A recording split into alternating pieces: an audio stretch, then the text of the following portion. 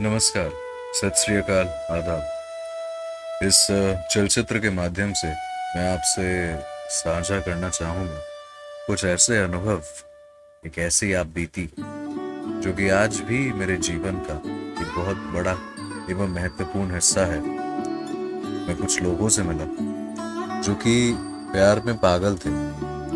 पूछने पर पता चला कि ये इतना सारा प्यार किसी प्रेमी प्रेमिका के लिए नहीं है, मगर ये जो प्यार है ये एक जगह से है, एक शहर से, जो कि मानो उनके दिल में कुछ इस कदर घर करके बैठ चुकी है कि उसे वहां से निकालना अब नामुमकिन सा महसूस होता है। ये शहर दिल वालों की दिल्ली नहीं और ना ही नवाबों का लखनऊ। मैं बात कर रहा हूँ कलाकारों के कलकत्ता की, जहाँ पे व्यतीत करा हुआ हर एक क्षण, हर एक पल, हर एक लम्हा अपने आप में एक अद्वितीय अनुभव है।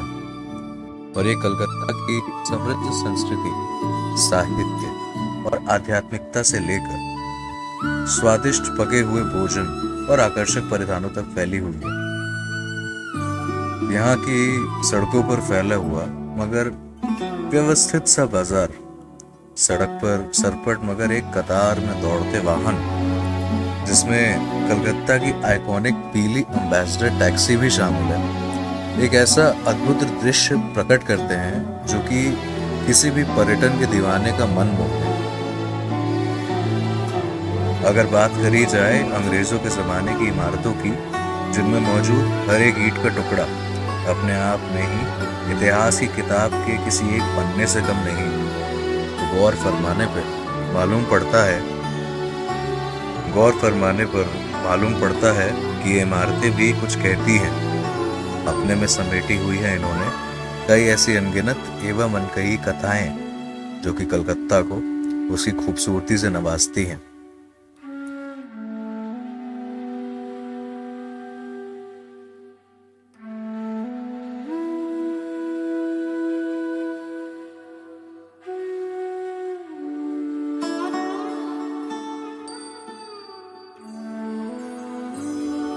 जब भी हम कलकत्ता के आधुनिकीकरण और मॉडर्न इंफ्रास्ट्रक्चर की बात करते हैं तो मैं मजबूरन अवाक रह जाता हूँ। कलकत्ता आने के बाद मैंने बहुत सी चीज़ें सीखी, लेकिन उनमें से सबसे महत्वपूर्ण जो मुझे हमेशा आश्चर्यचकित करती है वह ये है कि विकास और प्राकृतिक हरियाली की देखभाल एक साथ भी करी जा सकती है।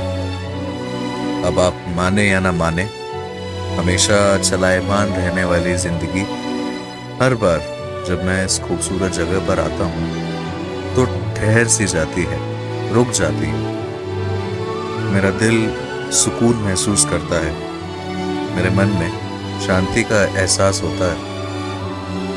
ऐसा लगता है कि मानो मैं आखिरकार घर आ गया हूँ, एक ऐसी जगह जहाँ मैं किसी लंबे समय से खोए हुए रिश्तेदार से आखिरकार मिल पाऊंगा।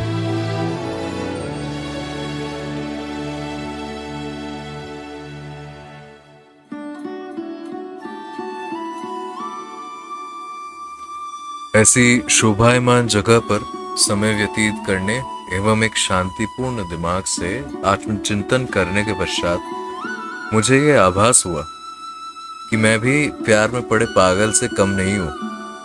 काफी देर सोच विचार करने के बाद अंत में आकर एक निष्कर्ष पे पहुंचा कि शायद अब मुझे समझ आता है कि कैसे इस पावन भूमि ने कई महापुरुष जैसे रविंद्रनाथ टैगोर और स्वामी विवेकानंद को जन्म दिया। शहर का हर एक कोना, हर एक गली कूचा मानो शरीर में दौड़ती नस के समान है, जिसमें हमेशा संस्कृति रूपी रक्त का वास रहता है। अब यहाँ पे शादी की कोई धूमधाम हो या फिर किसी त्योहार का उत्सव, हर कोना अपने आप में अनोखा है। वहाँ के लोग उससे भी ज्यादा खूबसूरत और निराले हैं। अब जब हम बात संस्कृति की कर ही रहे हैं तो भला खान पान और मिष्ठान को कैसे पीछे छोड़ दें। चाहे वो सुबह की भीनी भीनी धूप में नाश्ते में परोसे जाने वाली गर्मा गर्म कचौरी सब्जी हो, जो कि बड़े ही प्रेम भाव के साथ थाली में परोसी जाती है, या फिर टपरी पर मिलने वाली वो कड़क चाय जो कि किसी भी गुफ्तगू में चार चांद जोड़ देती है। जनाब, यहाँ पे खाया हुआ हर एक निवाला स्वाद के साथ साथ यादें भी समेटे हुए है।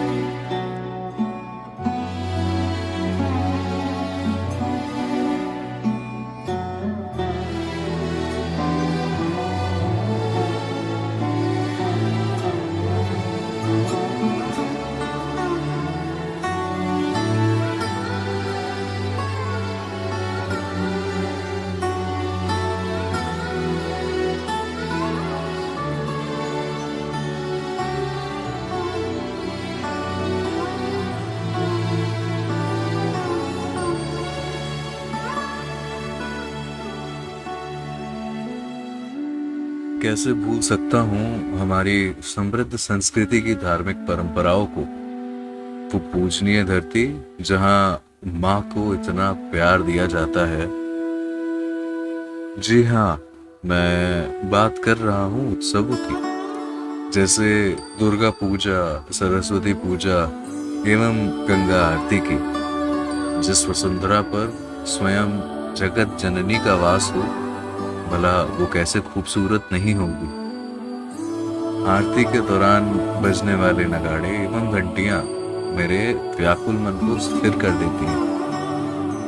हर इंसान भक्ति में इतना विलीन, ये देख के मेरा मन बहुत प्रसन्न होता है। आरती के बाद मिलने वाले प्रसाद के तो क्या कहने, मानो खुद माँ अपने हाथों से बच्चों को खिला रही हो। गंगा के तट पर सूर्यास्त हो या फिर उसके पश्चात होने वाली संध्या आरती, दोनों ही अपने आप में बड़े अद्भुत दृश्य हैं। और गंगा में डुबकी लगाना मानो अपनी माँ की गोद में सर रखने के समान है।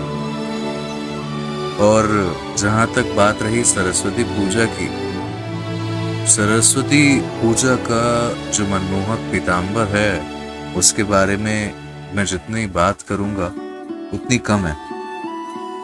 वह मन को मोह लेती है। आपको पता है मैं क्या सोच रहा था? जब भी मैं कलकत्ता जाता हूँ, मुझे ऐसा महसूस होता है कि अरे समय कितनी जल्दी निकल गया। अभी तो इस संस्कृति को समझने के लिए और समय चाहिए। इस संस्कृति के साथ एक होने के लिए मुझे थोड़ा और वक्त लगेगा। वो वक्त कितना है मैं अभी तक समझ नहीं पाया हूँ।